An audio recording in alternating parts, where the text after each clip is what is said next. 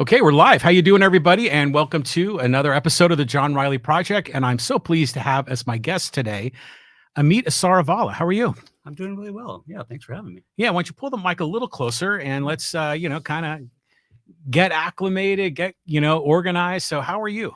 I'm doing well. Yeah, I'm excited about the election. Mhm. It's been a surprisingly long season in Poway.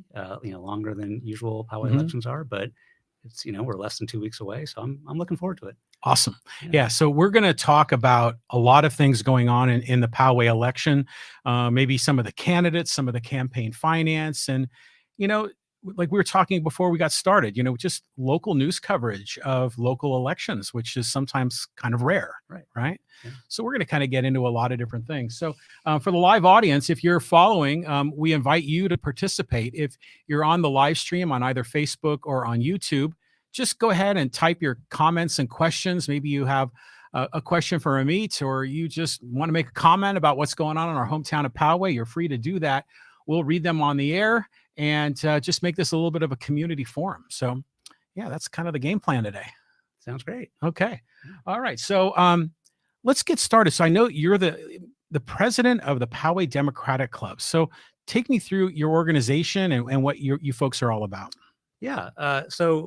Well, first, let me say thank you for having me on. And I know we've tried to put something together where I've been on, but I just haven't been able to make it. But I have listened to many of your shows, especially around election time, Mhm. and I'm really happy that there's essentially a forum like this for candidates, whatever their political background. And I think especially when we have such vitriol, around candidates in the last several years, some of which we'll talk about tonight. Mhm.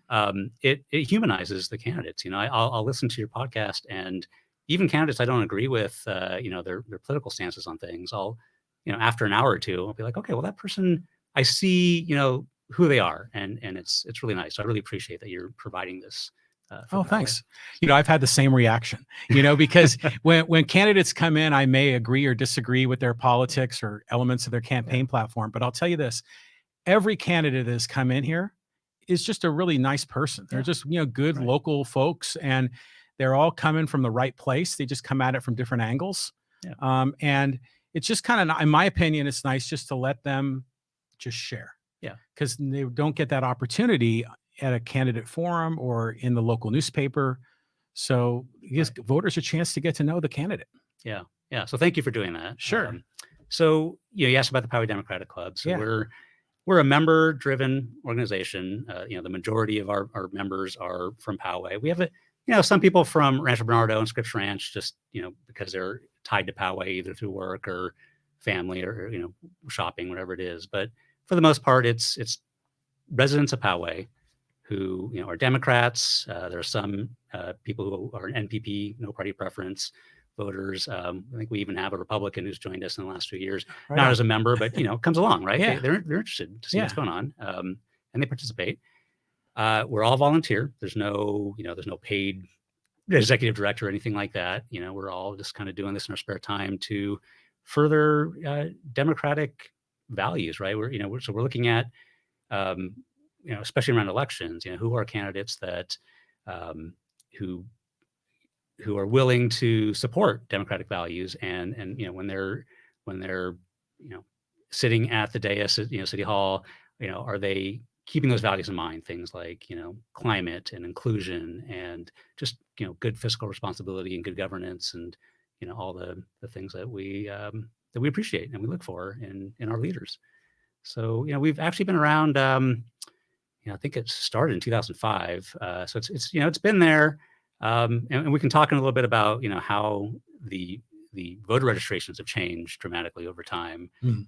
But I think when it was started in 2005, the founders really were they were really kind of a small group, right? They're on their own. It's hard to find Democrats in Poway in 2005. Yeah, back then, right? It was a little different. Yeah, and so over the years, through just the guidance of the various boards and members, the Democratic Club has slowly grown. And I took over as president, I think about 4 years. I think it's my fourth term, so right after the 2018 election. Mm-hmm. And we've doubled in size in that time. And I'm not bragging to take credit for that, but I'm saying that the politics in Poway are changing fast. And Right. so we're there to represent all of Poway's Democrats and people who align with our values in politics and democracy. Well, I remember Pete Babbage was the leader of the Right. group for quite some time. Yeah. And he's a great guy. Yeah. Yeah. And he's still involved. Mhm. And he actually is doing a lot of work with the county party in helping organize, like people who came to knock on your door today. Okay. Handing out our voter guides and things like that. But Mhm. and he stays involved in the group too. So yeah, it's really nice to have that continuity. And I also really respect the work that he and the vice president Farouk Al Nasser had done for many years. Now, do the Republicans have a club in Poway? So not that I'm aware of. In fact, I think a month or two ago, there was an attempt to gather people and start one. I think a text message got sent out to Republicans in Poway. Mhm. I think Carl DeMaio was going to be, the keynote speaker. I don't know what came of that meeting, but yeah, for the most part, I suspect that Poway hasn't needed one until just recently, because it has just been taken for granted that Poway will go Republican. Well, let's talk a little bit about that. I mean, the Yeah. voter registration. I remember back in 2014, because I was a candidate then, Poway was 45% Republican, and I think it was, I gotta make sure I get my math right, 30% no party preference or third party, and 25% Democratic. So it was almost a 2-to-1 between Republicans and Democrats. What's the balance now? Right. So as of October 1st, and so the San Diego County voter registrar puts out numbers, usually the beginning of every month, and I obsessively check it every month. Oh, I'm sure you do, yeah. And I've been charting it. In fact, I went back through the records and charted it, back I think 10 years. And so I think 10 years ago it was about 13,000 Republicans and 7,000 Democrats and about 7,000 no party preference, around there. Yeah. Today, the Republican Party voter registrations in Poway have dropped to, I think, like 11,000 something. Democrats are at 10,600. So we're within, I think, 1,000, maybe 1,100 voter registrations of parity between Democrats and Republicans. Wow. Yeah. Wow. Yeah. And the rate has slowed down a little bit since Biden and Harris came into office, and I'll explain that in a minute. But if even at this current rate, Democrats keep picking up, 30 to 50 new voter registrations in Poway, whereas Republicans keep dropping 10, 20 a month. It's just a steady decline of Republican registrations. That's just amazing. And I know the 2020 election with Trump, that was there's a lot of angles to that, but I think you're right. I mean, California is trending more blue. And then to your point, the demographics are changing as people are moving into town. But it is fascinating. And Poway is one of the few cities that the Republicans have the mayor or have a significant portion of the city council. Yeah. So they're looking at the numbers too, and they're looking over their shoulder. And that's why I think a lot of the stuff we're about to talk about is playing a role here, because they're nervous. Yeah. I think in San Diego County now, I think Coronado, Poway, and maybe it's Santee is the third city that is, a Republican majority in terms of voter registrations. Every other city, and jurisdiction in San Diego County has gone Democratic. And we saw that. To me, what was striking was in the 2020 election, went in District 5 of San Diego, so Rancho Bernardo, that area went Democratic for the first time. And so Marnie von Wilpert is their Democratic representative now, city councilwoman. And to me, that's a sign of this sort of this eastward shift, of Democrats. I think Poway is likely next. It's just through people moving into town who, align with Democrats, or just, at the same time, the Republican Party is just losing people due to, some strong policies that even some Republicans can no longer, abide by. Yeah. It's funny is, you think of Poway as like a very Republican community historically. And we think, generally speaking, of East County as being very red, right? But I enjoy being on Twitter with all the Padre fans, and one of the running jokes is Poway East County or not, right? Right. And then some people will say, well, look at your mayor, maybe this is East County, but what's your take on that? Geography would put us closer to, connected more to Rancho Bernardo. I think a lot of our commerce takes place in Rancho Bernardo. Obviously, our school district goes west. And there's a geographical and transportation difference between us and getting into East County, right? You got to kind of go through the hills to get to Ramona and El Cajon, Lakeside. That said, the redistricting commission in California, I don't know if they just don't know Poway very well. They're only looking at numbers, but with the latest redistricting, we are now basically in East County. Our congressional representative is going to be Darrell Issa, unless he's voted out. We no longer have Brian Mainshine as a representative. We, I'm trying to think what else has changed. But didn't Darrell Issa sort of get assigned to us after they redrew the lines after the census? Yeah. Well, that's what I mean. It's like, so Poway got, kind of moved. We used to be with Scott Peters, right? And that all went westward, all the way up to Coronado. And we were redrawn, basically, and then lumped in with East County. So does Darrell Issa still live in Vista? That I don't know. He's claimed that he's had a house, in East County. And you would assume that he spends some time there, you would hope. Yeah, that the congressional representative spending time there. Well, that was the thing in that race is both DeMaio and Issa, I don't think lived in the district at the time, or at least as far as I knew. Yeah. That's kind of a whole other story. So let's jump into Poway a bit. And I know you contacted me, and thank you for doing that, because we've had so many great candidates on this podcast, and it's so much fun to explore. And this news this week about the campaign finance is just, some people are really caught off guard by it. For some, it's confirmed people's suspicions. Yeah. Maybe can you kind of take us down that pathway? Yeah. So, you're referring to just the amount of money that's coming into Poway races from outside, right? Well, and the way it's coming in, and the channels it's going through. Right. Yeah. So there's sort of two things to look at. One is who, as an individual, is contributing to the candidates, and for those listening, there's we've got the mayoral race in Poway. We've got D1. We've got D3. So who, as just an individual, is giving money to these candidates? And all candidates have to file, regular filings, and they kind of change in frequency as you get closer to the election. And so these are all public. They're all available on the City of Poway's website. And I took a look at some numbers there. Let me share those with you.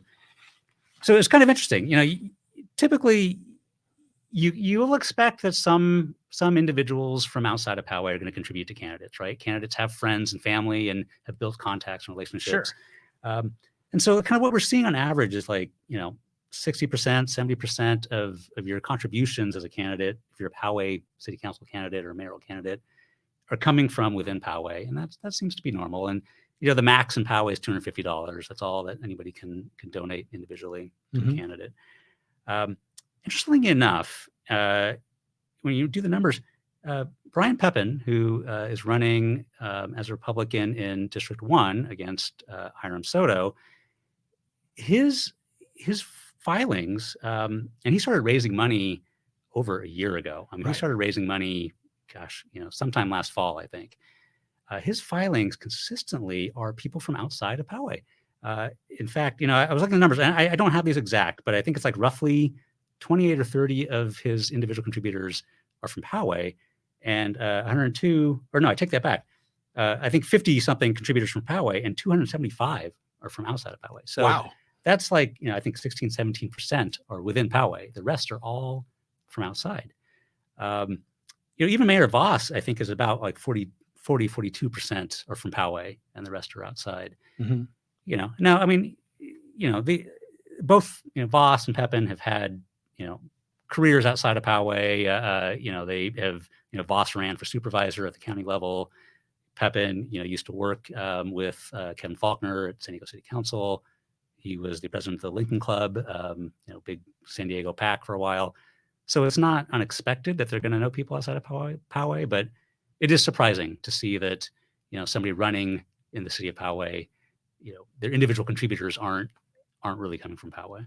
Yeah, that's amazing. And to your point, yeah, I think some of the candidates, especially those that are incumbents or that are well connected, have relationships with their political party, right, and a lot of other kinds of donors. But you normally think of, we're just little old Poway. We're right, the city in the country, and we're sort of this little isolated thing. But there's a lot of people that have interests here. Now, from a financial percentage breakdown, how does that work out? Is it still a similar ratio? And when you look at the money? No. So yeah, I'm glad you brought that up. So as I mentioned, Brian Pepin started raising money last fall. By the end of last year, when his first filing, I think he had to do in January of this year, which shows all the money he raised, in I think several months previous, he'd already raised $40,000 at the beginning of 2022. This is before most other candidates even announced that they were running.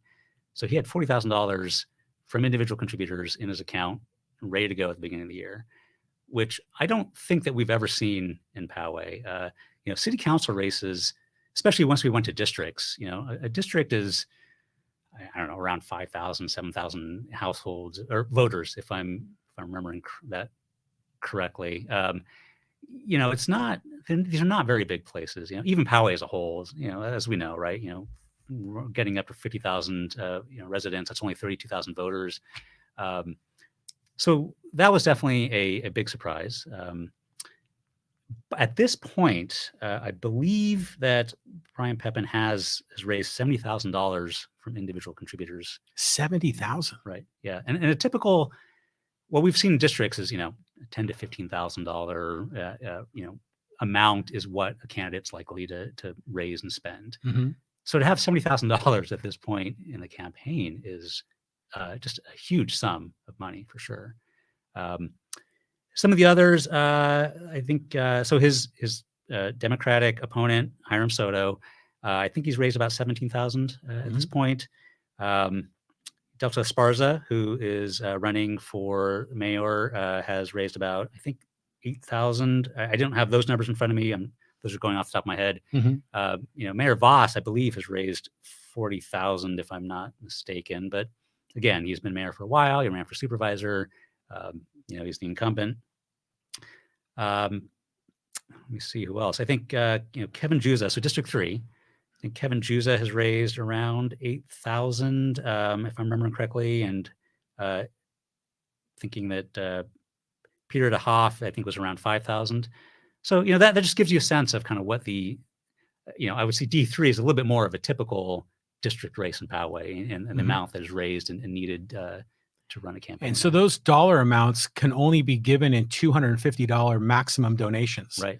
So to generate $70,000, that's right. Like you said, to over 200 donors. Yeah. That's amazing. Yeah. And are these candidates, like Mayor Vaus and Brian Pepin, are they spending all of that money, or are they just kind of amassing a war chest for maybe the future? Yeah, no. So the filings. So California does, I think, a really good job in requiring detailed financial reports. Not only what candidates are bringing in, but where are you spending that? What are you spending it on? And so you can, like I said, these are available to the public. They're online. These candidates file with the Poway City Clerk, and they put them online, within a couple of days. So again, this is off the top of my head. I don't have those numbers in front of me, but I believe that Brian Pepin has spent quite a bit of that. He may have I don't know, don't quote me, $20,000 remaining for the last little bit of the campaign, which it's kind of funny to say once I hear it out loud, right? If I had $20,000 for a district campaign, that might be all I was going to raise. So to have that left over for a week and a half is, well, that's like 2.5 to 3 times the amount that some of these other candidates have. Exactly. Yeah, that's amazing. Yeah. So Yeah, that's definitely, District 1 is definitely getting a lot of attention. There's a lot of money. And so what do they do with this money? Well, mailers, digital ads, text ads. I think a lot of people in District 1 have received text messages from the campaigns. Um, but then there's a whole other side of this that we can go into, which is um, aside from what the candidates themselves are raising, there's money from PACs, political action committees. Mhm. And I think, unlike we've ever seen before in Poway, political action committees are putting in tens of thousands of dollars, in particular into that District 1 race between Brian Pepin and Hiram Soto. I think, I can kind of go through, there's a few groups, but some of them putting another, $20,000, $30,000 into mailers and in text messages and digital ads just on behalf of candidates. But in those cases, there is no limit, right? Right. Exactly. So an individual or a corporation can write a check for 4 or 5 figures, Mhm. put it in the PAC, and then the PAC can, put out their own Yeah. messaging independent of the operations of the candidate, Right. but obviously very aligned with similar interests. Exactly. Yeah. So the rule, set by the state Fair Political Practices Commission, right? These PACs need to be independent. They can't coordinate with the candidates. They can't be saying, okay, let's talk about, what do you need? You need us to send this mailer out. What do you think that mailer should look like? Okay, great. We're gonna do this on your behalf for your candidacy. It really has to be independent. But like you said, at the end of the day, everyone's looking at the news, everyone's looking at public information, everyone's looking at, how are the opponents doing and what are the opponents putting out in terms of messaging. And so a lot of times it's almost indistinguishable to, the voter at home who's just getting these flyers in the mail constantly.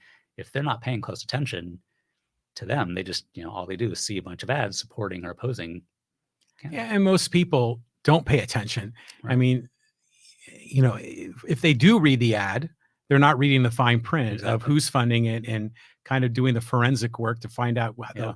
the trail of money. Yeah. So this is just really fascinating.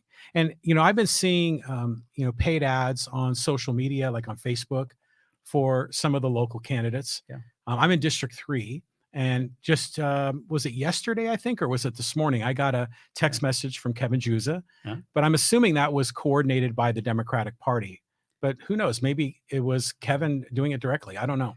Yeah, I mean, usually they will say at the bottom whether it was paid for by the candidate or if it's the party. But even there, I don't think that there's supposed to be coordination in the sense that obviously the county Democratic Party wants to support the endorsed candidate, so they will be sending out messages on behalf. But I don't know. Well, I think actually this one was from Kevin, because the text message said, "Hi, I'm Kevin Juza." Yeah, there you go. So it's from Yeah. him. Hey, if you just to quickly interrupt, I Yeah. just want to talk to the audience. We welcome your thoughts and comments. This is a live stream. This means you can participate in the conversation. So if you have any comments or questions about the Poway elections, about the political races, or you have questions for Amit that you'd like to, find out more and get his opinions and his thoughts, just type in, a text message in the Facebook or the YouTube comment section. We'll see him here on the screen, and we'll get you involved in the discussion.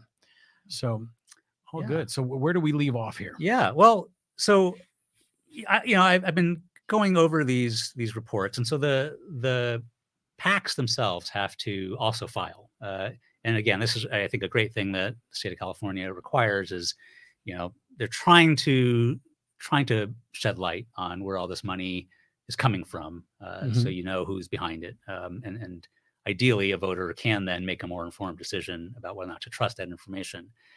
So in the interest of just being open, fair disclosure. So the Poway Democratic Club also has to register with the state and file with the city of Poway. You can go look those up.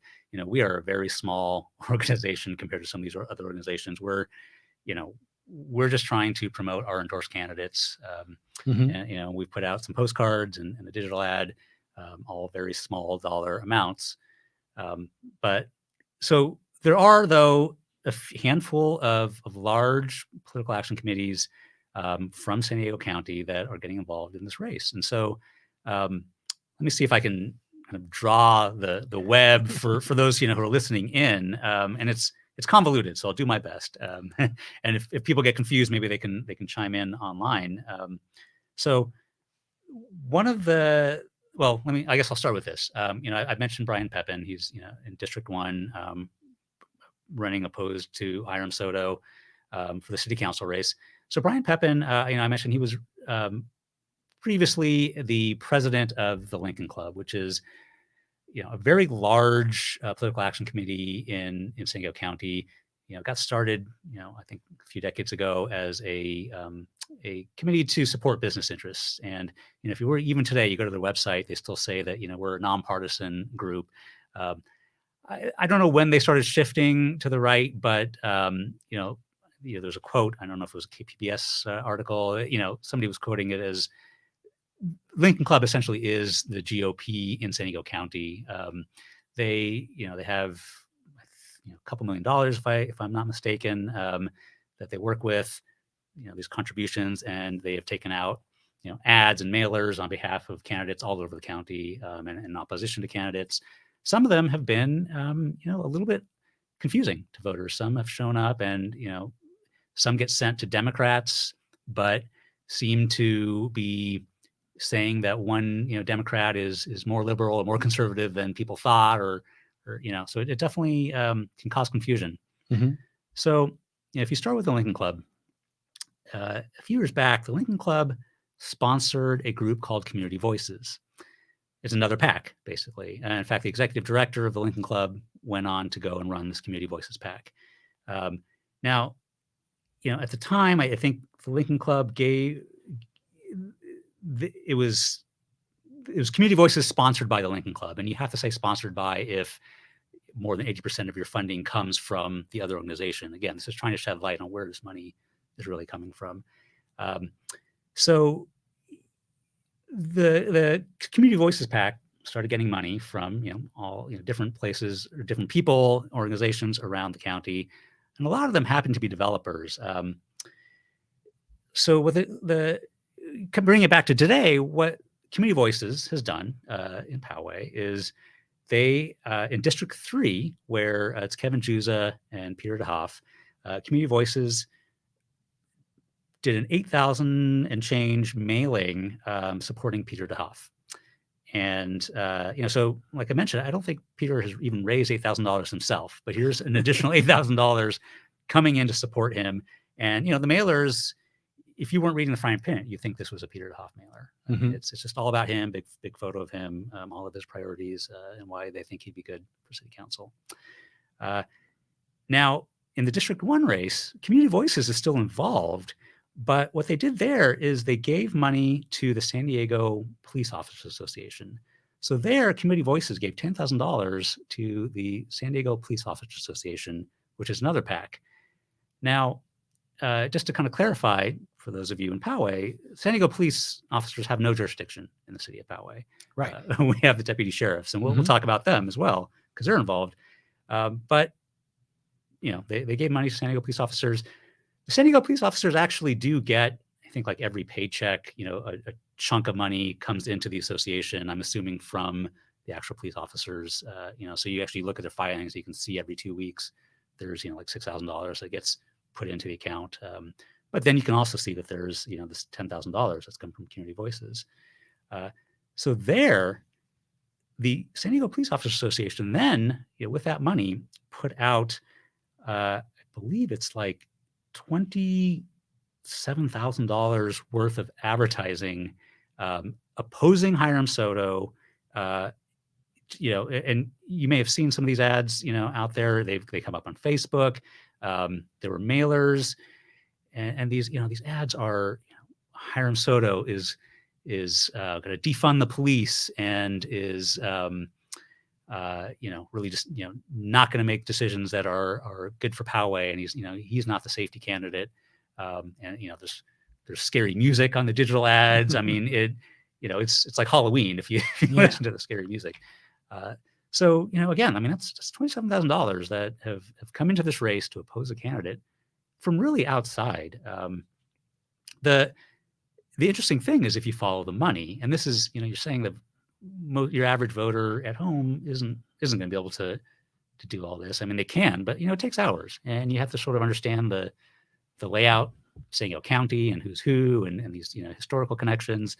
But I pulled up Community Voices, for example, and they also have to say who gave Community Voices money. So here's just a few of the names at the top of the list, right? Hammer Commercial Ventures, Midway Rising LLC. Interestingly enough, the San Diego Police Officers Association in July gave Community Voices $15,000. So this is sort of like, money kind of flows in a circle, and you'll see that in a few other places. Mm-hmm. In May, the Building Industry Association gave $30,000 to Community Voices. Pacific M Painting has given $6,000. Now, Pacific M Painting is actually the company that John Mullen works for. He's, I believe, the CFO. So John Mullen is the outgoing council member in District 3. Right. Mm-hmm. Yeah. So, and he has, at times recused himself from certain votes, but basically, this Pacific M Painting is involved in, painting of buildings that are getting put up. And so, why are all these, building industry and builders and developers giving money to Community Voices? And why is this money flowing into Poway? Yeah, well, I think we kind of know. So Right. just to go back to the Yeah. Pacific M, to John Mullen, Yeah. the company where he's a CFO. How many dollars was that? That was $6,000. And then for Community Voices, are they donating money to candidates outside of Poway, or is this everything you're talking about is just in Poway? No, so yeah, Community Voices does operate. Again, these numbers I'm a little bit fuzzy on, but I think as they have like $200,000 this year so far at this point that they've received in contributions. So, that $10,000 they've given to San Diego Police Officers Association is just a chunk of that. Mm-hmm. I mentioned like Midway Rising LLC, has given money, $40,000.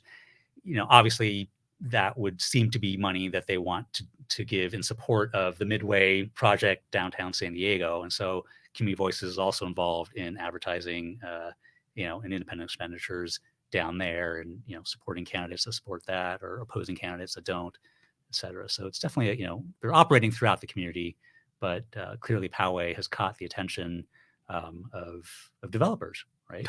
Yeah, I mean, yeah. there's and this is, I think, the kind of the running theme in the races in Poway this election, right? The running theme that I think every single candidate has talked about, either saying, I oppose development, I want to slow down development, I want to question the way that we're doing development, or tacitly approving the status quo, right? Keeping things the way they are and moving forward with what we've started on, embarked on with the current city council and mayor's plans.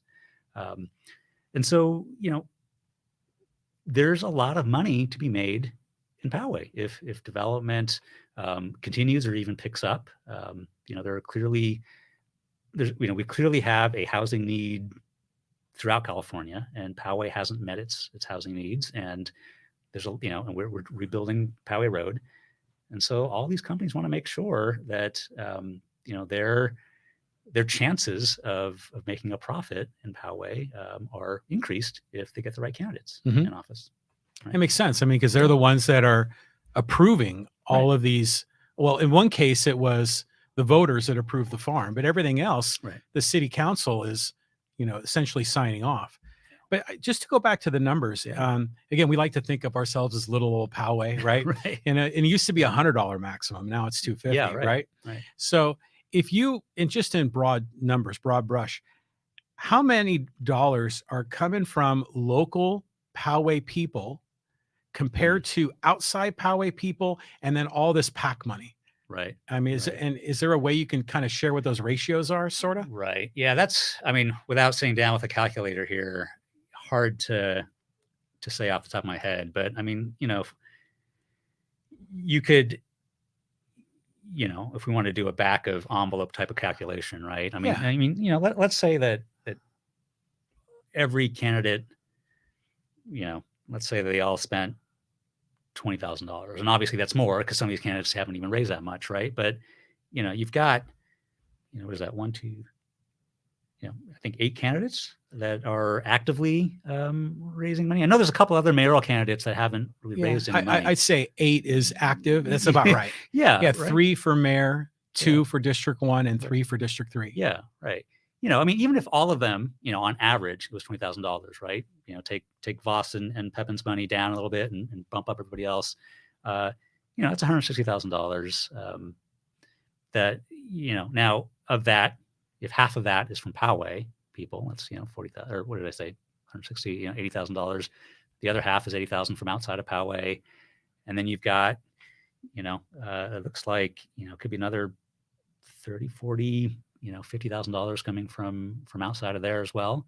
So, the majority of money is actually from outside of Poway, or from PACs, or from businesses that have, want to do business in Poway, or hope to profit from it, rather than just individuals, right? Just residents of Poway.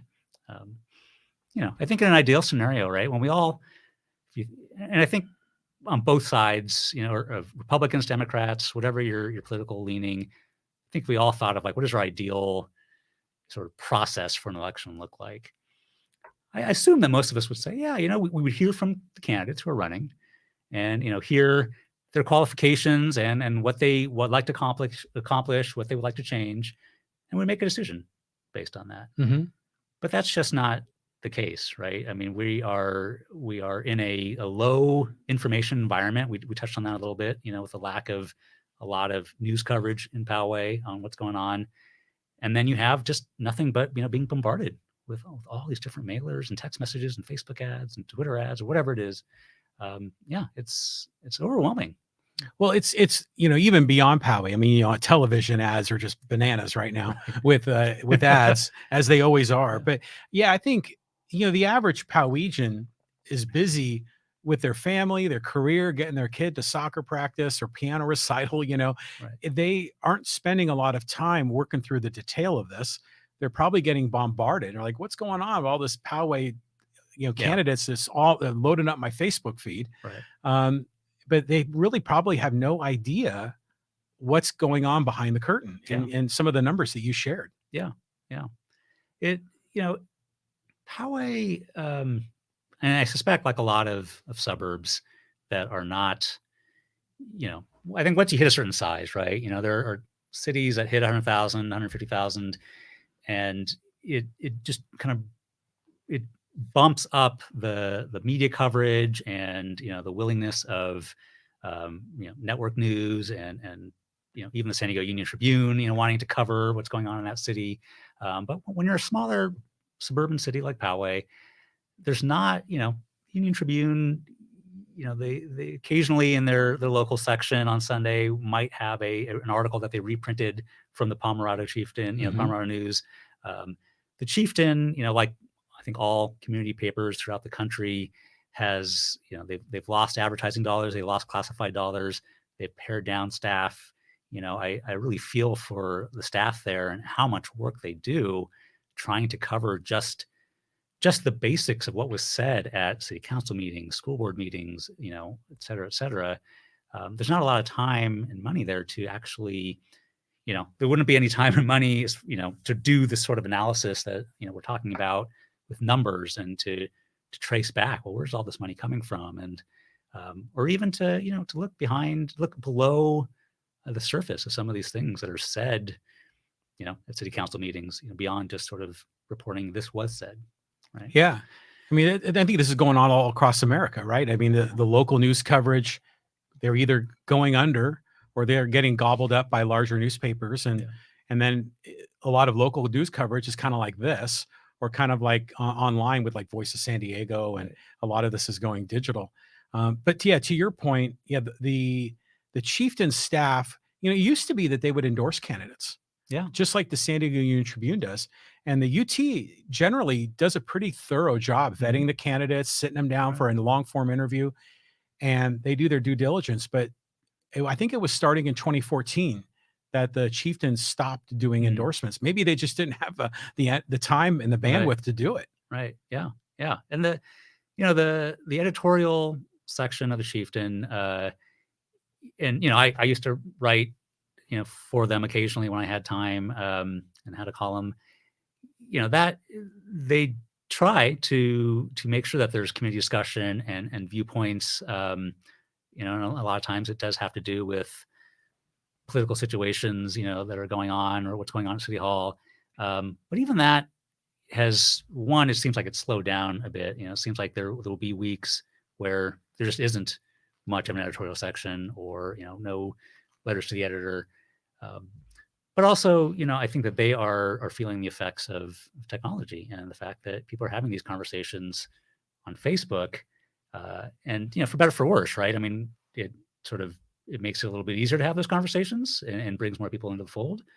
But then there's also these kind of silos, right? And you've got just a handful of Poway specific Facebook groups where people are talking about community issues.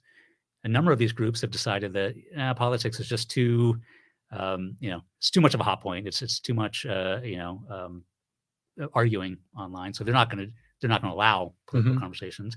And so now, we're left with just a couple venues, that are run by people who have, a certain viewpoint or other. And so it's not the community forum that I think, originally the paper was intended to be, or used to, that. Well, I used to always look forward to the letters to the editor section, right. and that was kind of before social media was a thing, Yeah. because you'd hear from regular people and Right. what was kind of getting them all hot and bothered. And sometimes the letters to the editor, at least online, I don't look at the print version, they'll go like 2 or 3 weeks without any letters to the editor published. Yeah. But I think, again, it is technology. Yeah. So again, just for the audience, if you're watching, just we welcome your thoughts and comments. We got a couple of, I think Pete Neal has been chiming in on a few things, so I want to make sure he gets some time here, and let's take a look at what he said. And he says, Pete, thank you, Amit. I greatly appreciate your organizational skills. Thank you, Pete. And then he goes on to say, thank you, John, for asking that question. That is a key question. I think that was the out of town versus in town conversation. Okay. Yeah.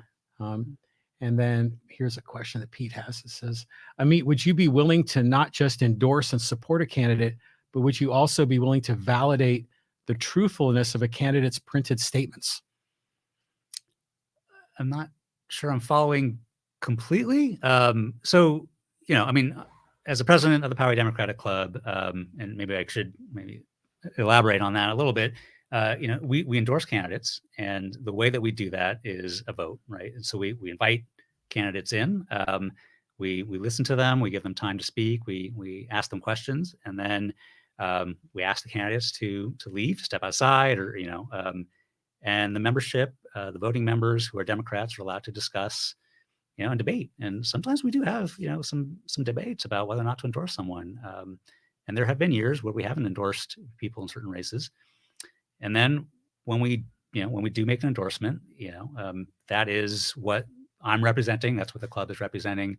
And we give that endorsement up to the San Diego County Democratic Party. So we're chartered by the County Democratic Party, in that as long as we follow certain rules, the County Democratic Party will actually take our endorsements of our local races into account. And so when you end up with, if you don't mind, me holding that up to anybody who's watching, this is our San Diego County Democratic Party. There you go. Voter guide that gets handed out to Democrats and MPPs who are interested.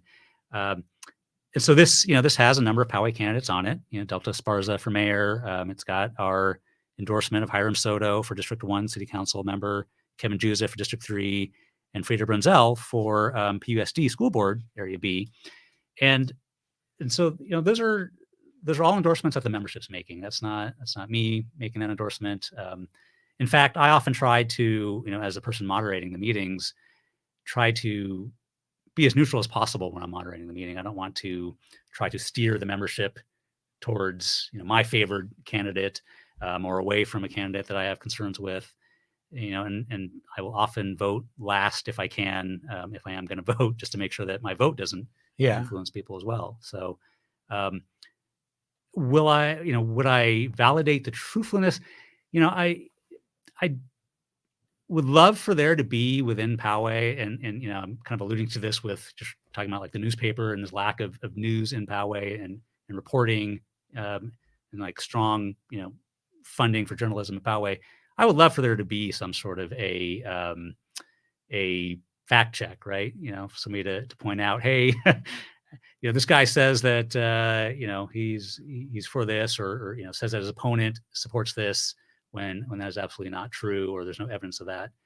That's really difficult for the Democratic Club to do as an all volunteer organization, but we definitely try when we can. Well, plus they would say you have a perceived bias, Of course. so you could, people would question the objectivity of it. Yeah. But yeah, that'd be something that the chieftain could do, assuming they had unlimited time and money. Exactly. And that would be wonderful. So and we got a couple more questions and we're going to get to them. But I just want to talk a little bit about your endorsed candidates. These races are fascinating, in my opinion. We've got an incumbent mayor who's been very strong, is going on his third, potential term.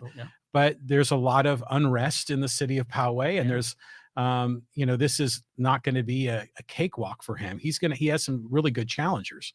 And then meanwhile, there's 2 open seats in the city council, which really opens it up. Maybe you could share with me some of your thoughts on some of these races. Right. Yeah, no, it's, as I was saying earlier, it's exciting to watch. The fact that the 2 city council seats are open races, there's not an incumbent who's sticking around and running in that race with all the advantages that brings, especially in Poway. I think these are going to be real close races. I think, and I think that's partly why there is so much money getting put into these races. If, in your political action committees, anytime you're trying to, spend funds and deciding, who are we going to spend this money on, you have to take a look at, time, energy, cost effectiveness.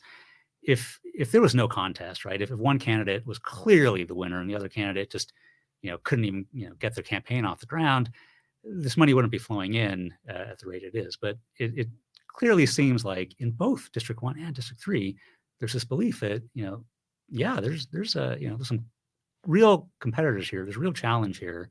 So that's exciting to see, I, of course, would like to see the Democrats win in those races. The Poway City Council has been Republican for quite a while. I think the last Democrat, Jim Cunningham, he left early, which unfortunately led to a whole mess around appointments, and the remaining Republicans on the council were able to appoint a 5th Republican, essentially. So yeah, I'm excited about the opportunity that we might have, some city council members, even a Democratic mayor. I think as I was saying earlier about the change in Poway in terms of voter registrations, right? It may have been that 10 years ago, with there being so many Republicans in the city of Poway, that was the right makeup of a city council for them, right? But today, if half of the voters who have chosen a preference, a party preference, are Democratic, and there are no Democrats representing them on city council and the mayor spot, it becomes a one-sided equation. So Delta Esparza, we endorsed Delta Esparza for mayor. I think she is incredibly smart. This is somebody who is incredibly hardworking. The one question that I've heard about that race, people will say, well, why would somebody who has never been on city council, why would their first race be for mayor? And, I think it's a valid question, but I think that to understand that, you need to understand, the role of mayor in the city of Poway. It has a big title, but we have a city manager. We pay a city manager, I think close to $300,000 to run the city and to run the staff and to organize, all the different departments. The mayor's role is really a vote on city council. They get paid just a little bit more because they're the figurehead, and so if something, if there's a reason for them to speak at a press conference, they will probably be the first one who's going to speak, and a lot of times they obviously have to officiate the meetings, city council meetings, things like that. But it was really intended to be just another vote on city council. In fact, at the beginning, Poway's history, in the beginning, the city council members would just rotate, and the mayor every year would change. Really? Yeah.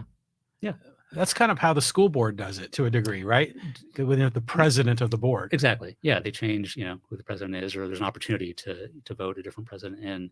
So, at some point that changed, and they decided, okay, well, the mayor should be, elected by the people. Well, that's why some cities have, I guess, what they call a strong mayor, right? Yeah.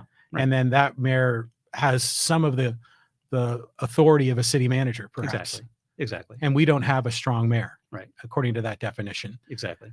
Yeah, it's very interesting to me because I had a conversation with Delta here in the podcast studio, and I agree with you. She struck me as being very, very smart, and she was a local person that wasn't happy with what was going on, and decided to step up and take action. And I thought that was very brave of her. Right. It took a lot of courage to do that. And you think, well, this person doesn't have a whole lot of experience, but I'll tell you what, I drive around town, I see her signs everywhere. Yeah. And I think a lot of it is because there are voters that are attracted to her message. I think, to your point, the demographics of Poway have changed. And then there's a certain sentiment of, moving on from the incumbent that's already there, right? And wanting a change at the top. So every election, it always seemed to me that I used to call it the old guard versus the loyal opposition, but in many ways it's Republican Democrat. It seemed like the Democrats never really had a chance to be successful, except in some rare cases like Jim Cunningham. But the world may have changed, and we're going to find out in a few weeks. Right. Yeah. I mean, I look at like the San Diego County, the supervisor seats, and for many years, that was 5 Republicans, and oddly, for a point there, it was 5 Republicans that had all graduated from San Diego State, and this was sort of unchanging. When term limits were introduced at the county level, very quickly, those seats started turning over. And there's a Democratic majority now. I think Jim Desmond is the only one who's left. Well, I guess, and Joel Anderson, right, is, our supervisor. But, to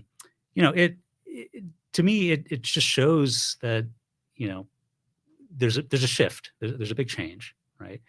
And in Poway, that curve of just a sudden upswing in Democratic registration starts in 2016. So, what happened in 2016? Right? I think we both know. Yeah. Right. So, there's this Trump effect that energized Democrats, not necessarily taking away from NPPs. I think some Republicans did shift over, but there's just this sort of, energy, and people who may have been on the sidelines or not registered yet started registering. And it's, I think that is now apparent, just kind of, wherever you go in San Diego County, that there's just a different politics that didn't exist. Now, my understanding is that Poway voters voted more for Biden than they did for Trump in 2020. Yes, that's right. Yeah. So in 2020, Poway went blue, right? I think every single precinct in Poway, if you look at it, the majority of voters voted for Biden. Every precinct? Yeah. Holy moly. Yeah. It goes to show, just how polarizing, Trump as the figurehead of the Republican Party has been. Like many of our, volunteers and members, I knock on doors, I deliver these door hangers in my neighborhood and a couple other neighborhoods. Before that election, I'd knock on doors and I'd talk to people, and occasionally, more than once, someone said to me, we're not real Democrats. We just changed so that we could vote for Biden. We're not real Democrats, but there are a lot that have done that. No question. Right. And, I said, well, thank you. That's important. Right. Yeah. And I appreciate that. Mhm. And that's fine, but down ballot, and this has been kind of consistent in Poway, is the further down the ballot you go, obviously voters start to drop off. They're not as well informed about, who they're voting for. It gets harder to decide. There's not an R and a D next to the mayor's name and the city council members' names, because those are technically nonpartisan races. And so fewer people vote in those races. And, those have, as we've seen, those have gone, there's a swung for Republicans. And that's why we have, 5 members on city council and the mayor's seat. They're all Republican. But I think that this election could be very different. I think that there has been so much attention paid to these races, so many signs out there. I mentioned earlier, the Democratic Club, we're trying to do what we can to make sure that people know about our endorsed candidates in a way that we hadn't in years past. That I think people hopefully are informed about these down ballot races, and it's going to be interesting to see, how people vote, and if that if those voter numbers drop off, or if they're actually much higher than in past elections. Well, this was a question that came up in our podcast earlier this week with Ed Franklin, and we were talking about the Poway voter registration numbers. And do you know what percentage of registered voters show up in Poway? I was told it's pretty high. It is remarkably high. It is. It blows me away. I want to say something like 80% or more, at least in the presidential election in Poway, registered voters voted. And in some districts, some parts of Poway, that's even higher. I think like District 2, they call that North Poway, right? I think it's, getting close to 89% or 90% or something like that of people vote. It's my neighborhood. It's close to 90% of registered voters will vote. As you get, into, what they call South Poway, right? District 2 area, I'm sorry, District 4 down there. It starts to drop off. I think it's probably closer to like 70%. And so somewhere between that 90 and 70, you're getting like an average of 80. 70 is a lot. Yeah, right? it is. I mean, is there a national average, do you know, or right? We got to be trending above it, I would imagine. Oh yeah. Yeah. No, I want to say like 40%, but I feel like that is probably being generous especially in a midterm. So I don't know what the numbers are for Poway in a midterm. It could be a little bit lower, but again, this midterm election is going to be an odd one. I mean, we've got, Prop 1 on the ballot, which is, potentially adding the right to an abortion and to make decisions about contraception to California's constitution, could bring out a lot more people, especially in California, than in any previous midterm election. Well, yeah, a lot of people from both sides of the argument. Yeah. That'll be interesting how this all shakes out. Yeah. This is just so fascinating. And by the way, if Ed Franklin, if you're watching on the live stream, you were questioning what our voter, what's the right word? Our voter turnout was in Poway. And, he was convinced that it was really low. And I was like, no, I think it's pretty high here, I think so. So, thanks for sharing those numbers. Yeah. Would you mind taking a few more comments and questions? Great. Yeah. Okay. So let's see what we got here. We got a number of people chiming in here. So this is from mayoral candidate Yuri Bolin. Oh, okay. Hello, Mr. Asaravala. I am, to the best of my knowledge, the only candidate that is self-funded. I have respectfully declined several Poway residents who have offered me a donation. I believe that Yuri is, he's telling the truth based on numbers that I've seen. And yeah, I apologize if I insinuated otherwise, but yeah, Yuri's, if you look at his filings, it is, the contribution comes from Yuri Bolin, and there's nobody else on Yuri's filings. Wow. Yeah. Well, good on him. That's a man that believes in himself, right? So. Yeah. I mean, it sort of, and I think people fall on different sides of this, the answer to this, but are individual contributions from people in Poway to candidates in Poway considered, a sign of support and encouragement? Is having done that campaigning work and asking for contributions and getting them, just another indicator that you are what the community wants, or is it better to be essentially purist and like Mr. Bolin is doing, is saying, let's not even worry about who's funding me and their backgrounds and what they want and why they're funding, but let's just focus on spending my money on this campaign. Mhm. And I can see both sides to that.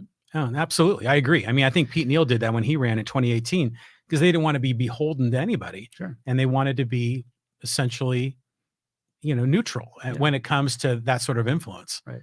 So just a few more comments here. This is from Pete Neal. He says, and yes, the whole endorsement process is pure hell for the candidate to endure. But the public does not know that. Right. So, Right. Well, and so that actually brings up an interesting kind of topic, which is, so that I described, the Poway Democratic Club's endorsement process. I assume that is how the San Diego County GOP, handles their endorsements as well. But it isn't necessarily how all organizations do their endorsements, right? So I don't know if the Lincoln Club has a similar process for how they choose who to endorse and give out, spend money on. The school board race, which we haven't touched on yet, Poway Federation of Teachers endorses the teachers union, and it was my understanding, and again, I haven't verified this yet, but that there were a couple races there where the, I guess, board members, executive board, interviewed candidates and made a decision, but in the Area B race, made a decision without interviewing all the candidates. So yeah, does the San Diego Police Officers Association, for example, right? I mean, are they getting all the police officers, or at least the members who want to be involved in the association of political activity, to vote? Or is it, the president of the San Diego Police Officers Association, who lives in Poway, deciding that this is where he's going to spend the money, and they do that? So that's, I wish that there were an easier way for voters to get all of those facts and to think about it. But I can assure you that that's what we're doing at the Poway Democratic Club. So we're trying to be, fair to the candidates and giving the members the chance to make that decision. Well, there's another employee group in the Poway Unified School District called PSEA, Right. Poway School Employees Association. They endorse candidates, and they're the non-teachers in the district. And then I was, a few weeks ago, Patrick Batten joined me, and he is a candidate in area, I think it's C, for Poway Unified. And he has gotten endorsements from a number of trade unions, particularly those in the construction sector, carpenter trade unions, contractors, et cetera. So it's interesting how there's all these different organizations, they all endorse. And to your point, are the membership really voting to endorse, or is it just, a couple of people that just sort of make the decision? Right. Yeah. Where was I going to go with that?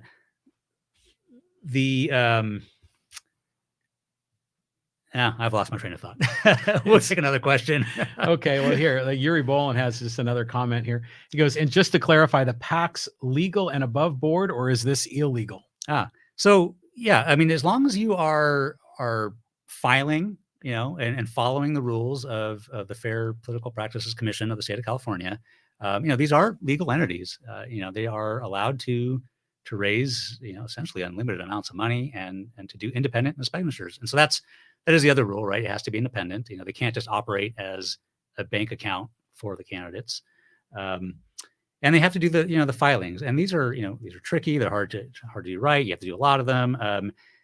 And you have to file in different places. And so, I mentioned earlier, you can go to the City of Poway's website and look online, but those are only filings relating to, either City of Poway candidates or expenditures related to City of Poway candidates. So the San Diego Police Officers Association, for example, you also would have to go to the City of San Diego's website to look at their filing database if you really want to kind of see who's donating money to the San Diego Police Officers Association.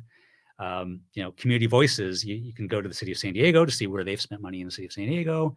The county also has their own online database. So these filings can be all over the place.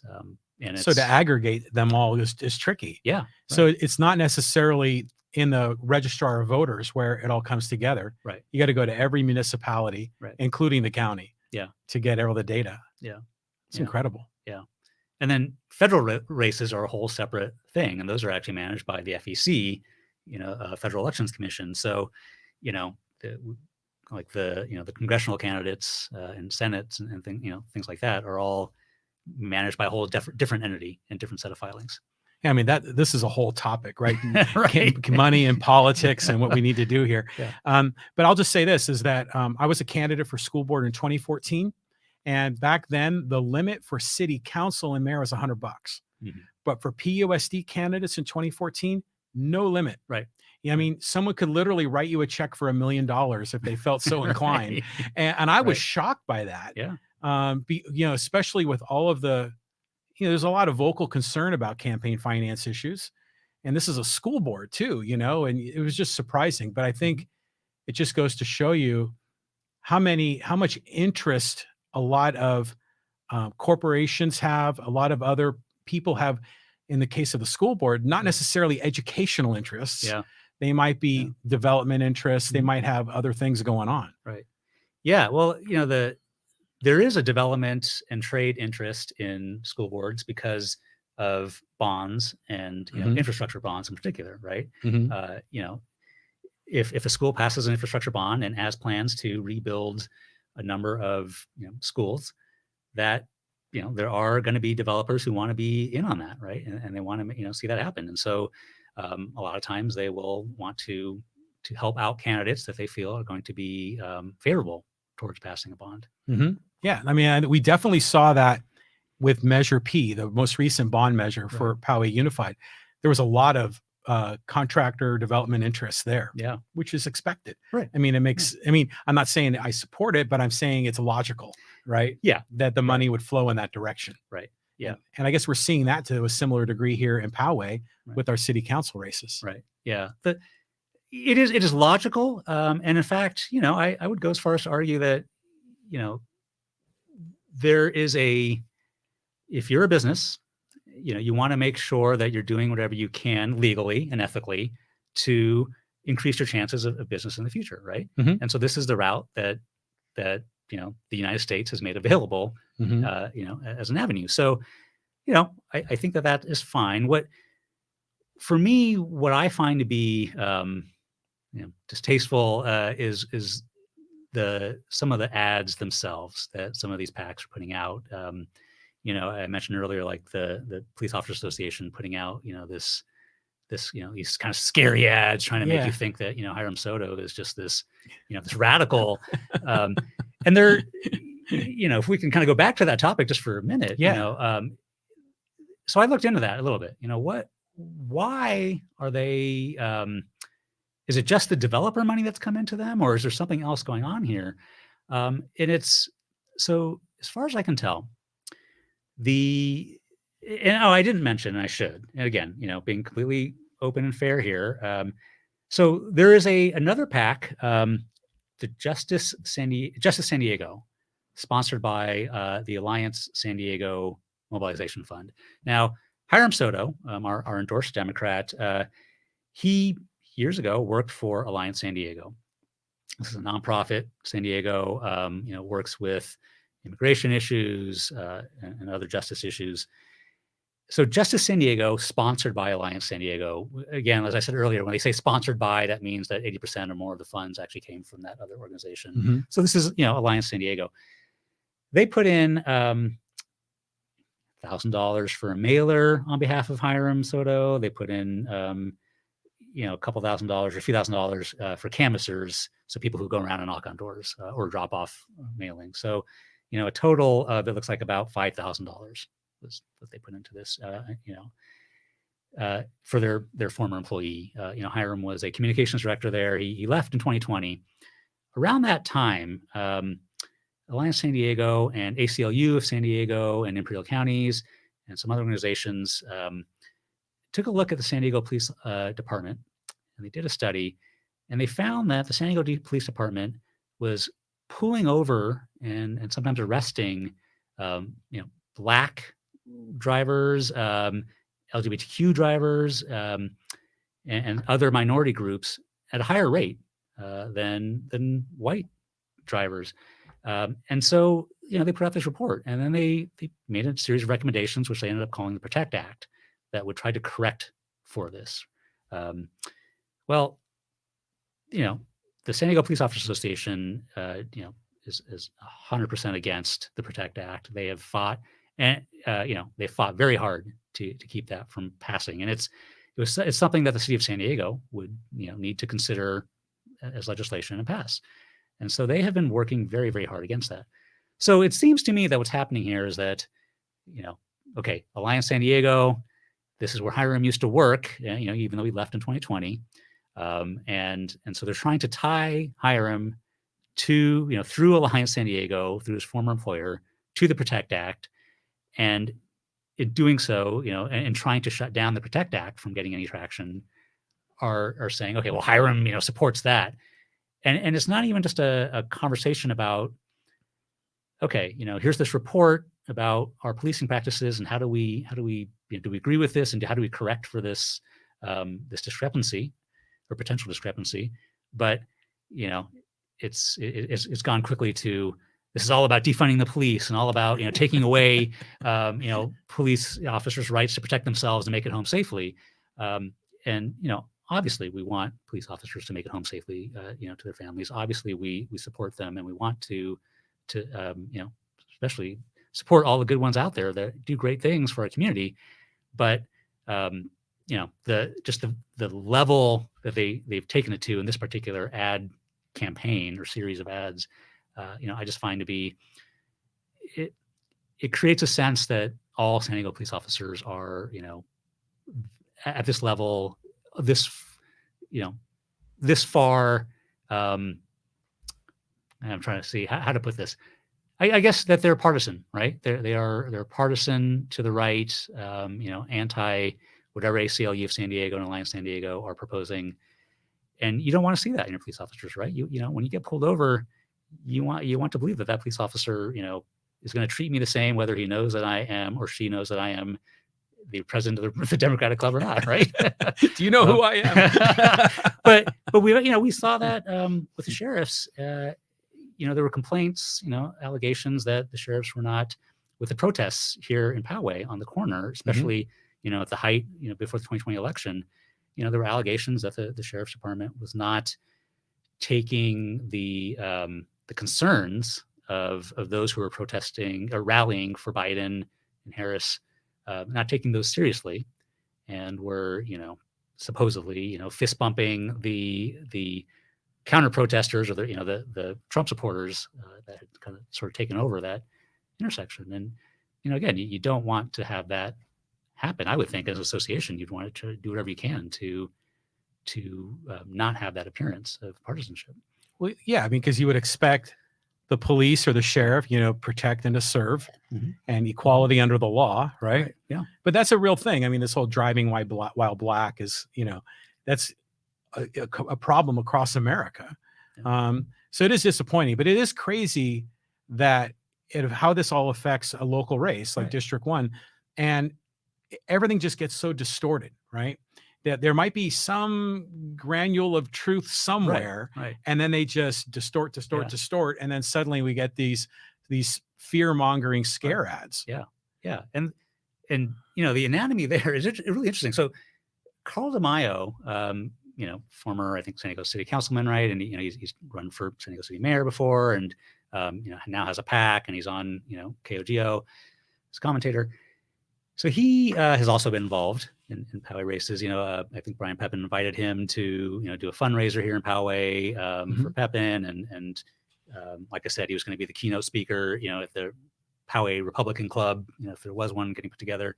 So Carl DeMaio, early on in the campaign, wrote an article that he got published on the KOGO website, and therefore it gets lots of hits and comes up in Google searches, that definitely skewed and tried to present Hiram, in a very negative light. So, I saw the article. Yeah. So this gets published. It's obviously an opinion piece. This is not a news piece, right? This is one person's opinion. So the San Diego Police Officers Association, mailer actually cites the Carl DeMaio article as a footnote, for one of the claims that it makes. Then the San Diego, I think it's called San Diego News Desk. Oh, yeah. So this is, yeah, I know who they are. yes. So this is a Republican. This is the county, GOP. They have a website called San Diego News Desk. It is not news. It is, again, this is the county GOP publishing articles as if they're news. And if you are able to go all the way down to the bottom and discern, okay, this is a GOP, essentially political ad, great. But I don't think a lot of people do that based on the way I've seen these links shared around social media and Nextdoor and stuff. But they also, wrote, essentially a hit piece on Hiram Soto. And again, the San Diego Police Officers Association mailer, that's citation number 2 is this thing. So these are not, like fact check journalism pieces from the San Diego Union Tribune or wherever. It's like a game of telephone where everybody in the chain has the worst intentions possible. Oh gosh. So you see what comes out at the end. It's unbelievable how this is all shaking out. We've got a couple more comments here. You want to take a few? Yeah, okay. Sounds great. So let's see what we got here. And where do we leave off? I think here, this is Chris Cruz. She says the San Diego Police Officers Association has their endorsement procedure online. Primarily, the president decides. There is not a vote of the membership. Okay, there you go. Now we know. Yeah, there you go. And then Pete Neal goes on to say, I find the great circle route of funding from one PAC to another and to another amazing, all caps, to benefit a candidate with the outward visibility that the candidate is not involved in the process. Yeah, there are processes, in fact, I think there was an article in the New York Times today or yesterday about in New York, there's a question or investigation now being opened into whether or not a candidate and a PAC that's supporting them, were coordinating efforts.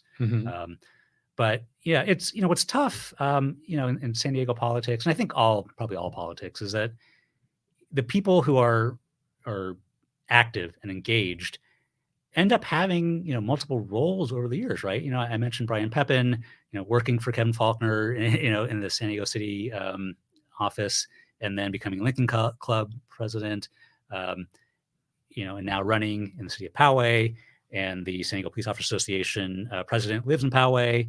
And so you start to get like all these different connections in this sort of web. And so, it can be hard to sort of tease out, Well, I think they all have plausible deniability, right? Right. But there's still kind of like a wink, wink kind of thing going on, right? So, because they're operating from a similar playbook, right? I mean, and I mean this generally. I'm not Republican or Democrat, but PACs, candidates, they're not coordinating, but they have a similar agenda.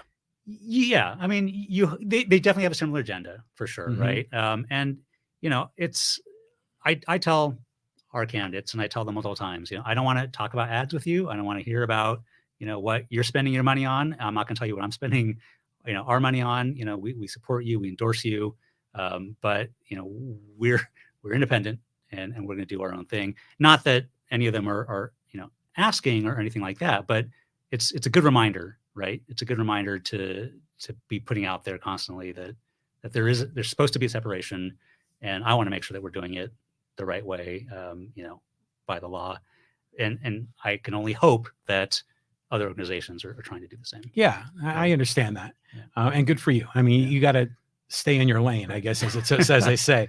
But what's interesting is all these distorted online ads on Facebook and everything. I mean, there's been over the last 4 to 6 years all this hysteria about fake news and about policing ads and posts on Facebook and Twitter. And then usually that seems to be policed more for, like, say, a presidential race. But little old Poway, I don't know if there's anyone paying attention from that point of view. Yeah, I mean, so the city of Poway and the city clerk and the attorney, I think that they are seeing a whole lot more filings than they ever have in years past, because now you've got all these different groups who are having to to file with the city of Poway because they're all funding races or opposing races. But they are, ultimately looking at all of these filings, and if there's something that is is clearly problematic. It's on them to flag that. Also, the FPPC, state of California, has, I think, it's a commission, and so if there's a legitimate complaint that goes to them, they do, I think, meet every month and they take a look at all the complaints. And but again, I've read that they have a backlog, and it can be 6 months before they can actually investigate or act on a complaint. And so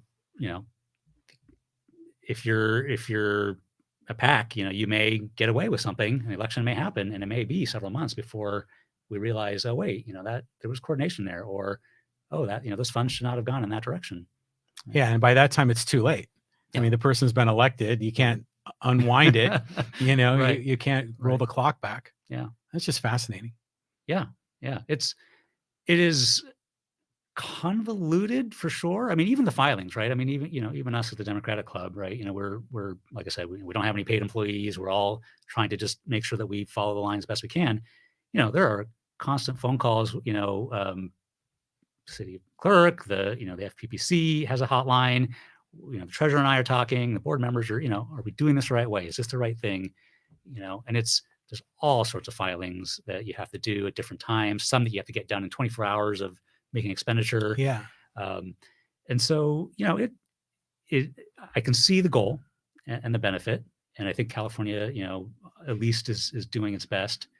But yeah, gosh, it would be nice if there were, you mentioned like just a central voter registrar database or something that broke this out for you. Right. I mean, kind of in the whole spirit of public information. Yeah. But I'll tell you, when I was a candidate, God, 8 years ago, I remember going through those forms, and I was just like terrified I was going to do something wrong, and then suddenly I'd be disqualified. Right. Because you've really got to pay attention to that. Yeah. And some of these candidates, they happen to have a staff. They have a campaign manager, maybe a finance manager that can help them out. Yeah. But there's other candidates that are just going it alone. Yeah. And they've got to carry this burden. I mean, it's tough being a candidate out there. I think so. I think that, to all the candidates, regardless of background, and those who are online tonight, I mean, putting yourself out there in the race, figuring out that whole, morass of stuff, and spending all your time and sometimes your own personal dollars. I mean, like that, that's amazing. And I think that's great. And I am, in awe of anyone who wants to be a candidate and go through all of that.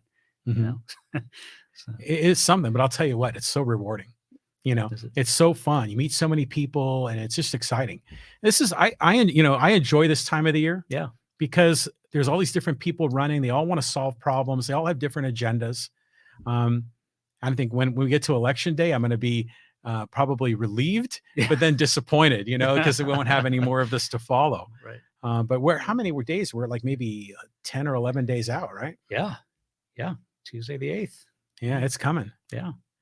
So anyways, just for the audience, again, thank you everybody for, been asking Amit questions and comments. We're at an hour 22. I don't want to keep you too much longer, but any other thoughts or comments you want to share in this podcast episode? Yeah. I don't know. We've covered a lot. Can't think of anything off the top of my head at the moment. Okay. Yeah. Well, good luck to your endorsed candidates. In fact, Hiram has been here in the studio. Delta has been here. Kevin has been here. Great. And Frida will be here. That's right. So she'll be here on Monday. Yeah. So I'm thankful to all of them for agreeing to have a sit down conversation. Other candidates like Peter DeHoff declined. So this is open to all candidates. This podcast, because I like it to be a community forum, including gentlemen like you that aren't candidates but are kind of connected to all of this. So, yeah. And I think that's great. So again, thanks for coming. Yeah, no, thanks for having me. Like I said at the beginning, I mean, I really appreciate the service that this provides to the city of Poway. And, I really hope that as the city grows and as we start to see, politics, in a sense, kind of grow up in Poway, as we start to see kind of more of what's happening nationally come into Poway, that there are other avenues for people to learn about what's really happening, under the surface, what's going on in the city of Poway. People don't follow the detail. Yeah. And there's been a whole lot going on in the last couple of years that people, they suddenly discover what's going on when they see the construction go vertical. Yeah. Like, holy moly, what's going on around here? Right. But all of that, there's been a tremendous amount of groundwork laid down for years leading Right. up to it Right. that most people are unaware of. So Right. always good to share. Yeah. Okay, well, good luck to the Poway Democratic endorsed candidates. Thank you. Good luck to you, and thanks for joining us. I mean, Great. Thanks for having me. okay, all right, friends, thanks again. And oh wait, we got a couple more comments. Oh. You want to scramble and get them in? Yeah. Yeah. Because I don't want to leave anyone out. All No, right, let's so go we ahead. got a few more comments, and this is from Pete Neild, and he says, "Guys, this podcast should have been done 2 months ago. Some people have voted." Sure. Okay, and then Yuri Bolin says, "Shouldn't we talk about the issues of Poway?" Well, we can, but Yuri, we've been generally talking about that with the candidates. I think Amit and I kind of agreed we were going to go over finances and a couple of other stories. Pete Neild says, nonpartisan election, Yuri. This guy is partisan. Okay, well, yeah, you are, Sure. but you're very, you're very gentlemanly about it. So, which is good, and I appreciate that because you're not here trying to raise a firestorm. I mean, you're very smooth and I like the way you lead your organization. Thank you. Say that. Thank you. Okay, and then Yuri Bolin goes on to say the whole podcast was about Pepin. Well, parts of it were, parts of it weren't. Well, anyways. Yeah. I mean, thank you. Thank you, John. Okay, we'll see you later, friends. Bye-bye.